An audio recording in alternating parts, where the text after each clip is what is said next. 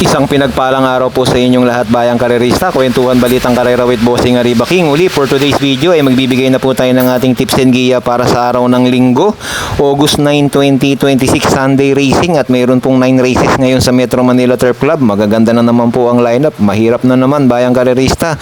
Tara, let's go, pagkwentuhan na po natin to. At bago nga po pala tayo magsimula, please subscribe, like and share at click nyo na din po ang notification bell para updated po tayo palagi sa ating mga bagong video. Dito pa lang sa race number 1, first ng winner take all, papahirapan na agad ang bayang karerista sa lineup na to. Karerang mababang grupo at talagang ito anybody's race bayang karerista. Yung Tatler Story Desirable, Golden 8 at si Last Success of Time, mga nagsibaba po ng grupo to bayang karerista, at ganun din si Tanging Ikaw, si Anyare bayang karerista, nalyamado nung nakaraan to nung manalo si Music and Magic, nalyamado pero walang ginawa bayang karerista. Bago kasi yung laban niya na yun, maganda itinakbo nito nung nakalaban niya si Laping Tiger, nag-1.28 ito bayang karerista. Silipin po natin at pasadahan ng mga ilang takbo nito. Tara. Ito yung 1.28.8 ni Anyare, July 12, MMTCI din. At nabot nga po siya ni Laping Tiger. Ito, nagkamali na maaga lang binitawan to ni Dan Camanyero, kaya biglang bumulusok. Tapos nung last 50 meters, inabot nga po ni Laping Tiger. Pero maganda na ikinikilos nito si Anyare. Tapos ito nga po yung takbo ni Anyare noong July 26, Music and Magic nga ang nanalo at panglima lang siya. Ang sama ng preba, halos hindi ginalaw to, 1.32, minimal invasive at awesome cool na nakakalaban niya, nandito din. Isang pangatlo at isang pangalawa sa Bugaw, Victorious Passion, nandito din, nakalaban din niya dito. Si Golden 8, medyo magagaling ang nakakalaban nung nakaraang July 11, sila 14 de Octubre, Marengo National Treasure, Surplus Boy Caloocan Sap. At naging pang-anim lang dito si Golden 8 bayang karerista, nagtala ng 1.31. Pero ngayon, bumaba siya sa laban, Golden 8. Si Tanging Ikaw, naging pang-anim din noong July 11 MMDCI. Medyo magagaling din ang nakalaban ni Tanging Ikaw. Arthur's Team Ivan, Barik na Hot League Leader of the Band. Pang-anim din dito si Tanging Ikaw. 1.30.8 ang naitala. Tanging Ikaw. Dito po sa race number 1 bayang karerista, talagang medyo may kahirapan. Halos lahat magsisibenta to. Dito ko lalagay bayang karerista sa mababa sa laban. Yung sa kay ni JB Ponce na si Desirable, na tingin ko question din labas lang bayang karerista. Pero kapag ka po binigyan ng importansya ng connection to, malayo po mananalo to. Numero 9 Desirable. At ang kukuhanin kong second choice, yung numero 3 nga na si Anyare, na mayroong 1.28 kamakailan lamang bayang karerista. At isasama kong third choice dito bayang karerista, yung numero 8 si Golden 8 na sa kay ni Pabs Cabalejo ngayon. Tingin ko ito si Golden 8 nung nakaraan medyo napahirapan lang din dahil magagaling nga ang nakalaban sila Marengo. So dito magtatatlo ako, kayo na po bahalang magdagdag bawas dyan bayang karerista. First choice numero 9 Desirable, second choice yung numero 3 Anyare, at third choice natin yung numero 8 na si Golden 8 with Pabs Cabalejo. Dagdag nyo po yung mga kursonada nyo bayang karerista. Good luck po dito sa race number 1. At dito na po tayo sa race number 2, ang 4-year-old sprint race nga. 5 kabayo lang ang maglalaban dahil madalas nga dito napipila yung kabayo, kaya yung iba hindi sumasali. Kailangan kasi dito talaga yung may natural na tulin. Ito si King James at si Worshipful Master, kamakailan lang naglaban to bayang karerista noong Grand Copa de Manila, at talagang si Worshipful Master iba talaga tulin nito. Horses for the 2026 Pirocom Grand Copa in honor of Manila Mayor Isko Moreno Domagoso. Worshipful Master gets so immediately moving up now on the outside, Parade King. And in third comes Wolf 359, King James in fourth, La Trope. And High Dollar is running up the tail of the field with Worshipful Master, the leader by a neck. On the outside, second is Parade King. 3 lengths watching them is Wolf 359. And in fourth comes King James, La Trope. And a long way back to High Dollar. Racing down the backstretch, and it's still Worshipful Master. Parade King fighting out for the leader. Parade King on the outside. Worshipful Master is running by Umbrella. And in third, bike up 6 lengths. Still is a Wolf 359. King James still in fourth. Then comes La Trope and High Dollar. But it's still Worshipful Master still goes on by Hapalenga. On the outside, Parade King, King James in third, Wolf 359. La Trope and High Dollar. With Worshipful Master still in front. Parade King on the outside, King James. Here comes Wolf 359 in fourth. worth La Tropea and High Dollar. Worshipful Master, Parade King, King James World 359 in the middle portion. And it's still Worshipful Master, King James Parade King. World 359 is on the outside. Now we have King James World 359. Parade King, King James takes the lead. So yun yung naganap na laban nila noon June 28, 1,600 meters po yung distansya na yun, milya. Naging pangapat lang si Worshipful Master. At kung mapapansin nyo, sa likuan na siya inabot ni King James, bayang karerista. At noong July 26 lang ay nanalo si Worshipful Master dito di sa MMTCI. At banderang tapos, tingnan nyo po yung naitala niya. 12, 21, 22, 26 bayang karerista. 12, 21, 22, 26 kay Worshipful Master. At ito si Blackjack na makakalaban nila ngayon sa sprint. Nanalo din yan noong July 25 lang din dito sa MMTCI. 13, 22, 22, 26 naman ang naitala ni Blackjack bayang karerista ha. 13, 22, 22, 26 Blackjack. At ito si Easyway, nanalo din kamakailan lang, MMTCI din, July 10. Tingnan nyo naman po yung kay Easyway, 12, 22, 24, 26. Yan po yung kay Easyway, bayang karerista. So, si Worshipful Master ang mayroong pinakamaganda dahil 12-21 yung kanya. 12-21-22. Pero ito si Easyway, 12 din. Pero 12-22-22 bayang karerista. So, si Worshipful yung mayroong pinakamaganda. Bahagyang-bahagya lang din bayang karerista. At talagang magkakasubukan sila. Dito sa race number 2, so solo ako dyan kay Worshipful Master. Kayo na po bahala magdagdag dyan kung sino gusto nyo idagdag kay Worshipful Master. Ako po, so solo na lang. Total, 5 lang naman sila. Good luck po dito sa race number 2. Idagdag nyo po yung mga kursonada nyo dito. At dito na po tayo sa race number 3. Isang mahirap na laban, mataas na grupo. Natutuhog sa tip yung numero 5 na si Hey Jojo na sasakyan po ni John Alvin Guse. Tingnan natin yung huling takbo ni Hey Jojo. Ito po yung huling takbo ni Hey Jojo, bayang karerista. July 26 lang dito di sa MMTCI, 1,600. Noong manalo nga po si Crusading at si Top Customer. At si Hey Jojo, bayang karerista, pang-8. JM Storke ang sumakay sa kanya dito, 142 ang naitala. Medyo magagaling yung huling nakalaban niya. Dito po sa race number 3, first choice ko na rin yan si Hey Jojo na sasakyan ni John Alvin Guse. Mas magaling kay John Alvin yan. Second choice ko yung numero 11 na si Charles the Castle. Tingin ko ito ang laban, bayang galerista, matuling kabayo din at matibay sa harapan to. Mababa din sa laban ngayon, numero 11 Charles the Castle. At isasama ko pong third choice, bayang galerista, yung numero 8, medyo madidihado ngayon, Goddess Soteria na palaging bumebenta pero hindi masyado nagpapakita. Baka ngayon nila ipakita to, bayang karerista. So dito sa race number 3, tatlo tayo.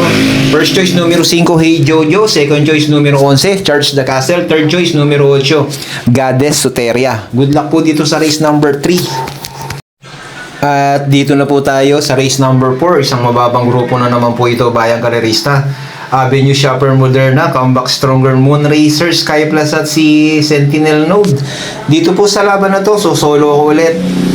Numero 2 Moderna, sana mapakiusapan lang na wag lutsyahin ni Comeback Stronger. Nung nakaraan kasi pinahirapan ni Comeback Stronger to.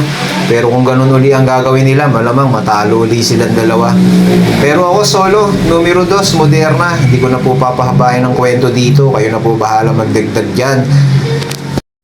At dito na po tayo sa race number 5. Another 1,600 meters po ang paglalabanan. 4-year-old imported horses. At muli na namang magtatapat si nagbubuhat si Gran Jefe, bayang karerista, na sa tuwing maglalaban ay sabay ng sabay dumarating sa meta. At mayroong bagong kabayo dito, si Murabe.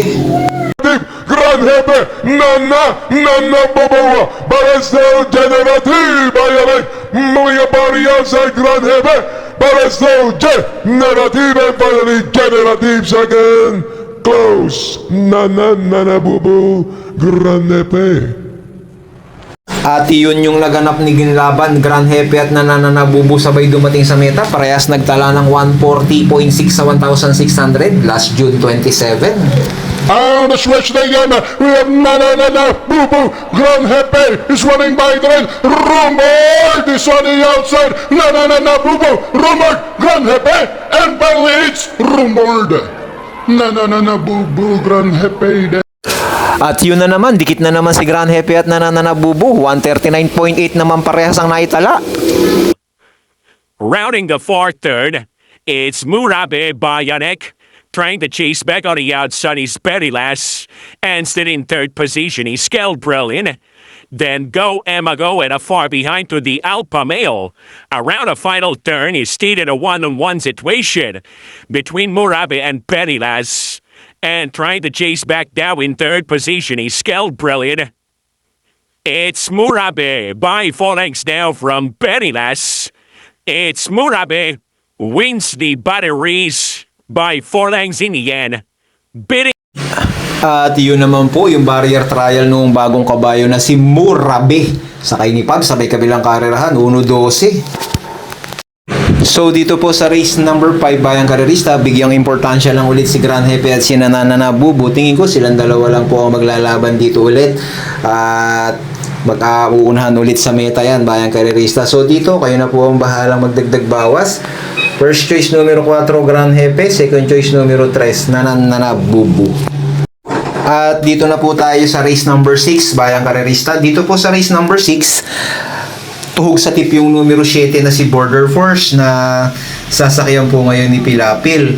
At sigurado ang babandera dito sa laban na to, bayang karerista, yung numero 8 na si The Best of My Love, na isang matuling kabayo. At yun nga lang, pag sa 1,400 medyo kinakapusto bayang karerista si The Best of My Love. At ngayon medyo mababa ng kaunti, pero tingin ko bayang karerista, kung hindi rin lang naman magkakabiyahan dito baka mahirapan ulit to si The Best of My Love. Matulin pero kinakapos bayang karerista. Dito po sa race number 6 bayang karerista, dito po ako lalagay sa co-full entry. First choice yung numero 3, Mahusay at si Veterano. Second choice, numero 3, Brown Pirate at si Hakim. At isasama ko pong third choice ko yung numero 2 na si Petit Pussy. Pass po ako kay Border Force, bayang karerista. Total, magalyamado naman yan. Kayo na bahala magdagdag dyan. Pero pass muna ako dyan sa numero 7. 3, 4 at saka 2 tayo dito sa race number 6. Good luck po dito sa race number 6. At dito na po tayo sa race number 7. Sa race number 7, 1,600 meters na naman po ang paglalaban ng distansya. Maraming kabayo, puro magagaling halos, may mga buti talaga. Pero meron ding mga lamang dito, bayang karerista. Merong bagong kabayo dito, si Top Player. Kaya lang, natapat kagad sa mga magagaling bayang karerista. Pero mukhang may buti din to, si Top Player, yung numero 11. Dito po sa race number 7, yung numero 5 na si Generative at si Style and Profile. First choice po natin. Maganda ang kinikilos ni Style and Profile ngayon. Puro pa aumento po ang takbo niyan at napakaganda ng mga prebahan niyan. Ganon din si Generative, galing sa mga panalo.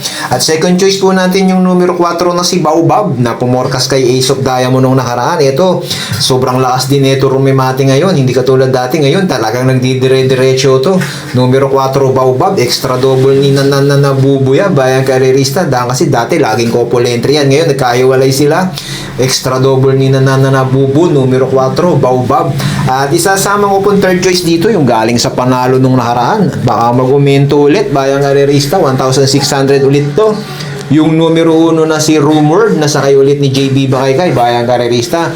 Palagay ko ilalaban nila ulit yan at nang hindi manibago yung kabayo ulit.